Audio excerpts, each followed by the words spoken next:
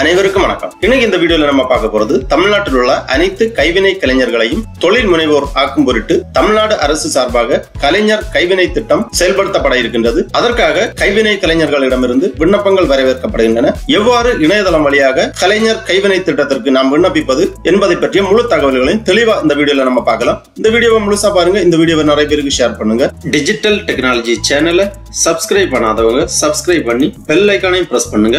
கலைஞர் கைவினை திட்டம் குறித்து தமிழ்நாடு அரசு சார்பாக வெளியிட்டிருக்கக்கூடிய ஒரு செய்தி குறிப்பை நம்ம பார்ப்போம். முதல்ல கைவினை கலைஞர்களை தொழில் முனைவோர்களாக உயர்த்திட கலைஞர் கைவினை திட்டம் என்ற திட்டத்தை பயன்படுத்திக் கொள்ள சிறு குறு மற்றும் நடுத்தர தொழில் நிறுவனங்கள் துறை அமைச்சர் அவர்கள் அழைப்பு விடுத்துள்ளார்கள். சமூக நீதி அடிப்படையில் தமிழ்நாட்டில் உள்ள கைவினைஞர்களுக்கு அதிகாரம் அளிக்கும் வகையிலும் கைவினைஞர்களை தொழில் முனைவோர்களாக உயர்த்திடும் உன்னத நோக்கிலும் தமிழ்நாடு முதலமைச்சர் அவர்களின் உத்தரவின்படி கலைஞர் கைவினை திட்டம் என்ற பெயரில் தமிழ்நாட்டிற்கு என விரிவான திட்டம் ஒன்று உருவாக்கப்பட்டு அரசு ஆணை வெளியிட்டுள்ளது. இத்திட்டம் குடும்ப தொழில் அடிப்படையில் அல்லாமல் 25 கைவினை கலைகள் மற்றும் தொழில்களில் ஈடுபட்டுள்ள அனைத்து தரப்பு மக்களும் பயனடையும் வகையில் உருவாக்கப்பட்டுள்ளது. இத்திட்டத்தின் மூலம் புதிதாக தொழிலை தொடங்குவதற்கும் செய்யும் தொழிலை நவீன வடிவில் விரிவாக்கம் செய்திடவும் கடன் உதவிகளும் திறன் மேம்பாட்டு மற்றும் தொழில் முனைவோர் மேம்பாட்டு பயிற்சிகளும் வழங்கப்படும். கலைஞர் கைவினை திட்டத்தில் அதிகபட்சமாக ரூபாய் 50,000 வரையில் 25% மானியத்துடன் ரூபாய் 3 லட்சம் வரை கடனுதவி வழங்கப்படும். 5% வரை வட்டி மானியமும் வழங்குவதோடு தொழில் வளர்ச்சிக்கு தேவையான அனைத்து உதவிகளும் வழங்கப்படும். இத்திட்டத்தின் கீழ் பயன்பெற குறைந்தபட்சம் வயது 35 நிர்ணயம் செய்யப்பட்டுள்ளது. 35 வயதிற்கு மேற்பட்ட அனைவரும் இத்திட்டத்தின் கீழ் விண்ணப்பிக்கலாம். இத்திட்டத்தின் கீழ் மர வேலைப்பாடுகள், படகு தயாரித்தல்,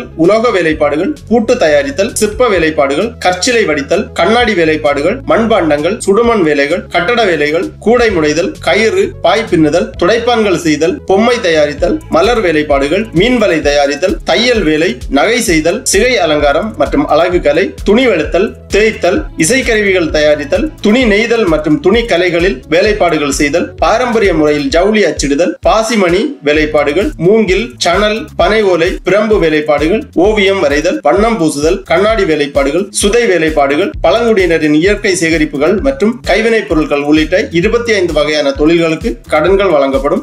ஆண்டுக்கு குறைந்தபட்சம் 10,000 கைவினைஞர்கள் பயன்பெறும் வகையில் இத்திட்டம் செயல்படுத்தப்பட உள்ளது. இத்திட்டத்தில் பயன்பெற www.msmeonline.tn.gov.in என்ற இணையதள வழியில் விண்ணப்பிக்க வேண்டும். தகுதியான விண்ணப்பங்களை மாவட்ட தொழில் மையத்தின் பொது மேலாளர்கள் தலைமையில் உள்ள குழு சரிபார்த்து வங்கிகளுக்கு பரிந்துரைக்கும். வங்கியிலிருந்து உங்களுக்கு இந்த கடனுதவி கிடைக்கும். தமிழ்நாட்டில் உள்ள கைவினை கலைஞர்கள் இத்திட்டத்தினை நல்ல முறையில் பயன்படுத்திக் கொண்டு வாழ்வில் வளம் பெற வேண்டும் என குறு சிறு மற்றும் நடுத்தர தொழில் நிறுவனங்கள் துறை அமைச்சர் அவர்கள் அழைப்பு விடுத்துள்ளார்கள். இவ்வாறு இந்த செய்தி குறிப்பில் குறிப்பிடப்பட்டுள்ளது. ஆகவே கைவினை கலைஞர்கள் உங்களது தொழிலை மேம்படுத்துவதற்காக கடன் பெற விரும்பினால் இந்த கலைஞர் கைவினை திட்டத்தில் விண்ணப்பித்து பயன்பெறலாம். இணையதளம் வழியாக நாம் விண்ணப்பிப்பதற்கு இந்த வெப்சைட் ஓபன் பண்ணிக்கோங்க. www.msmeonline.tn.gov.in இந்த வெப்சைட்டோட லிங்க் நான் டிஸ்கிரிப்ஷன்ல கொடுக்கிறேன். இதுதான் குறு சிறு மற்றும் நடுத்தர தொழில் நிறுவனங்கள் துறை, அதாவது micro small and medium enterprises department, MSME அப்படின்னு சொல்லுவாங்க. இந்த இணையதளத்தில் தான் இந்த விண்ணப்ப படிவம் இதை பற்றிய முழு தகவல்களும் கொடுக்கப்பட்டுள்ளது. இந்த வெப்சைட்டை ஓபன் பண்ணி இங்க கொஞ்சம் கீழே வந்தீங்கன்னா இங்க ஒரு நோட்டிபிகேஷன் இருக்கு.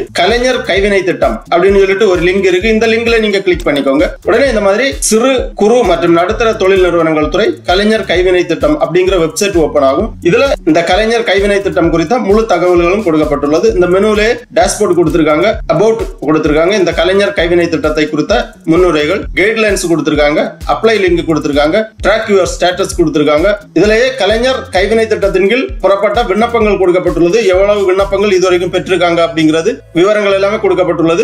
கைட்லைன்ஸ் கொடுத்திருக்காங்க, செக் யுவர் எலிஜிபிலிட்டி அந்த மாதிரி கொடுத்திருக்காங்க. இதற்கு என்னென்ன தகுதிகள் அப்படின்னு பாத்தீங்கன்னா இந்த லிங்க்ல நீங்க கிளிக் பண்ணிக்கோங்க. உடனே இந்த மாதிரி கலைஞர் கைவினை திட்டத்தின் கீழ் மானியத்துடன் கூடிய கடனுதவி பெற 35 வயதுக்கு மேல் உள்ளவராக இருத்தல் வேண்டும். பட்டியலிடப்பட்ட 25 வர்த்தகங்களில் ஒன்றில் உங்களுக்கு குறைந்தபட்சம் 5 வருட அனுபவம் இருக்க வேண்டும். வர்த்தகங்களின் பட்டியலை காண இங்கே கிளிக் செய்யும் அப்படின்னு கொடுத்திருக்காங்க. ஏற்கனவே நம்ம பார்த்ததுதான் அந்த நோட்டிபிகேஷன்ல 25 வகையான தொழில்கள். அப்புறம் பதிவேற்றம் செய்யப்பட வேண்டிய ஆவணங்கள் கொடுத்திருக்காங்க. ஆதார் ஆவணம், நலவாரிய உறுப்பினராக இருந்தால் பதிவு அட்டை, அப்புறம் விரிவான திட்ட அறிக்கை. இவை மூன்றும் விண்ணப்பத்துடன் பதிவேற்றம் செய்ய வேண்டும். அப்புறம் டாக்குமெண்ட் அப்லோட் கொடுத்திருக்காங்க. என்னென்ன டாக்குமெண்ட் அப்லோட் பண்ண வேண்டும்ங்கிறது ஏற்கனவே நம்ம பார்த்ததுதான். விண்ணப்பிப்பதற்காக அப்ளை நியூ ரெஜிஸ்ட்ரேஷன் அப்படின்னு கொடுத்திருக்காங்க, நியூ அப்ளிகேஷன். இந்த லிங்க்ல நீங்க கிளிக் பண்ணிக்கோங்க. உடனே இந்த மாதிரி புதுசா ஒரு பேஜ் ஒன்று ஓபன் ஆகும். ரெஜிஸ்டர் பண்றதுக்காக இதுல நீங்க ரெஜிஸ்டர் பண்ண வேண்டும். ஆல்ரெடி ரெஜிஸ்டர் பண்ணிருந்தீங்கன்னா லாகின் பண்ணி இந்த விண்ணப்ப படிவத்தை சமர்ப்பிக்கலாம். புது யூசரா இருக்கும்போது ரெஜிஸ்டர் நவ் அப்படிங்கிற ஆப்ஷன் கொடுத்திருக்காங்க. இந்த ரெஜிஸ்டர் நவ் இந்த டேப்ல நீங்க கிளிக் பண்ணீங்கன்னா இந்த மாதிரி ஃபர்ஸ்ட் நேம், உங்க டேட் ஆஃப் பர்த் என்டர் பண்ணணும், அப்புறம் உங்க ஆதார் நம்பர் என்டர் பண்ணணும், அப்புறம் மொபைல் நம்பர் என்டர் பண்ணி ஒரு ஓன் பாஸ்வேர்டு ஒன்று நீங்க கிரியேட் பண்ண வேண்டும். லாகின் பண்றதுக்காக ஒரு ஓன் பாஸ்வேர்டு கிரியேட் பண்ண வேண்டும். 8 கேரக்டர், ஒரு அப்பர் கேஸ் லெட்டர், ஒரு லோவர் கேஸ் லெட்டர், ஒரு ஸ்பெஷல் கேரக்டர் வர மாதிரி ஒரு பாஸ்வேர்டு கிரியேட் பண்ணி நோட் பண்ணி வச்சுக்கோங்க. அப்புறம் அந்த கேப்சாவை இங்க என்டர் பண்ணி ரெஜிஸ்டர் பண்ணீங்கன்னா உங்க ரெஜிஸ்ட்ரேஷன் கம்ப்ளீட் ஆகும். அதன் பிறகு நீங்க லாகின் பண்ணணும். லாகின் பண்றதுக்காக உங்க இமெயில் ஐடி அல்லது மொபைல் நம்பர் அல்லது பேன் நம்பர் இதுல ஏதாவது ஒன்றை என்டர் பண்ணி அப்புறம் நீங்க கிரியேட் பண்ணிருக்கக்கூடிய பாஸ்வேர்டை இங்க என்டர் பண்ணி இந்த கேப்சாவை இங்க என்டர் பண்ணி லாகின் பண்ணீங்கன்னா உங்களோட டேஷ்போர்ட் ஓபன் ஆகும். அதுல இருந்து நீங்க உங்க விண்ணப்ப படிவத்தை ஃபில் பண்ணலாம். விண்ணப்ப படிவம் இப்படிதான் இருக்கும். இதுதான் டெமோ விண்ணப்ப படிவம். கலைஞர் கைவினை திட்டம் இணையவழி விண்ணப்ப படிவம். இந்த விண்ணப்ப படிவத்துல கேட்டிருக்கக்கூடிய விவரங்கள் எல்லாமே சரியாக பூர்த்தி செய்ய வேண்டும். ஃபர்ஸ்ட்ல தனிப்பட்ட விவரங்கள், பர்சனல் டீடைல்ஸ் கேக்குறாங்க. விண்ணப்பதாரரது பெயர், இனிஷியல், பாலினம், ஆண் பெண், மூன்றாம் பாலினத்தவர், உங்க பாலினம் டிக் பண்ணிக்கோங்க. அப்புறம் கணவரை இழந்தவரா, ஆம் இல்லை டிக் பண்ணிக்கோங்க. அப்புறம் நீங்கள் TN சமூக நலன் அண்ட் பெண்கள் அதிகாரமளித்தல் துறையில் பதிவு செய்திருக்கிறீர்களா அப்படின்னு கேக்குறாங்க. ஆம் இல்லை டிக் பண்ணிக்கோங்க.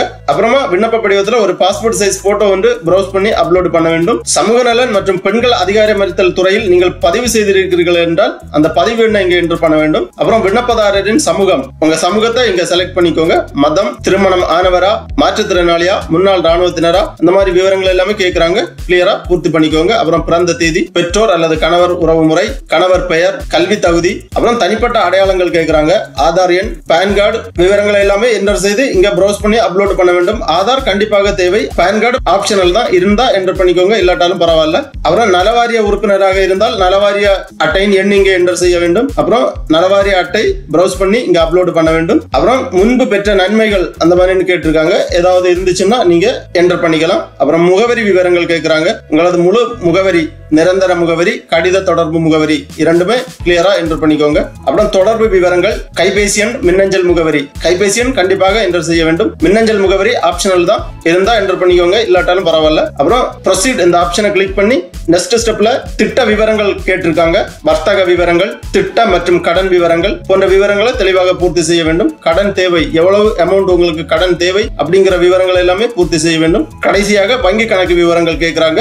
அக்கவுண்ட் நம்பர், கணக்கு வைத்திருப்பவர் பெயர், வங்கியின் பெயர், வங்கியின் மாவட்டம், வங்கியின் கிளை, IFSC கோட் போன்ற விவரங்கள் எல்லாமே என்டர் செய்ய வேண்டும். அப்புறம் சந்தைப்படுத்துதல் ஆதரவு அந்த மாதிரி விவரங்கள் எல்லாமே கேட்கறாங்க. எல்லாமே டிக் பண்ணி செல்ஃப் சர்டிபிகேஷன் கொடுத்திருக்காங்க. இதுல கொடுத்திருக்கக்கூடிய எல்லாத்தையுமே ரீட் பண்ணி டிக் பண்ணிக்கோங்க. அப்புறம் ஃபைனலா உங்க விண்ணப்ப படிவத்தை சப்மிட் பண்ணிக்கோங்க. இந்த சப்மிட் அப்படிங்கிற இந்த டேப்ல நீங்க கிளிக் பண்ணீங்கன்னா உங்க விண்ணப்ப படிவம் சமர்ப்பிக்கப்படும். அதன் பிறகு உங்கள் விண்ணப்பங்கள் மாவட்ட தொழில் அலுவலர் அவர்களால் பரிசீலனை செய்யப்பட்டு வங்கிக்கு பரிந்துரை செய்யப்படும். வங்கியிலிருந்து உங்களுக்கு தேவையான கடன் வசதிகள் கிடைக்கும். உங்க விண்ணப்ப படிவம் என்ன கண்டிஷன்ல இருக்கு அப்படிங்கறத ட்ராக் பண்றதுக்காக இந்த பேஜ்லயே ஆப்ஷன் கொடுத்திருக்காங்க. ட்ராக் யுவர் ஸ்டேட்டஸ் அப்படின்னு கொடுத்திருக்காங்க.